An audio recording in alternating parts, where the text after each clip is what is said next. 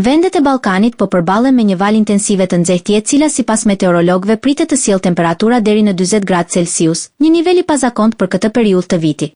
Në Kosovë, Instituti Kombëtar i Shëndetësisë Publike ka publikuar një sër rekomandimesh për mbrojtje nga i nxehti, duke i bërë thirrje qytetarëve të shmangin ekspozimin në diell në orët e pikut, të ruajnë hidratimin dhe të qëndrojnë në ambiente të freskëta. Gjatë ditës kur temperaturat janë më të larta jashtë, mbyllni dritare dhe mbulojini me perde apo materiale që pengojnë rrezet e diellit, thuhet në një nga këshillat zyrtare.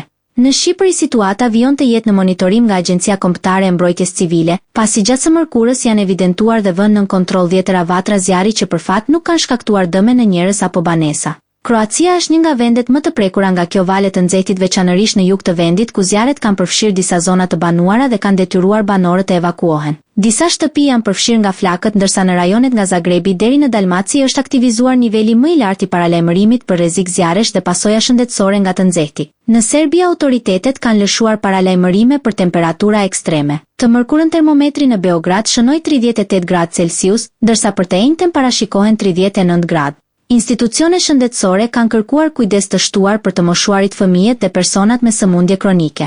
Ekspertët e klimës nënvizojnë se këto temperatura janë një sinjal shqetësues për ndikimin e ndryshimeve klimatike në rajon, ndërsa situata mbetet në vëzhgim të vazhdueshëm nga autoritetet e emergjencës dhe shëndetësisë në të gjitha vendet e prekura.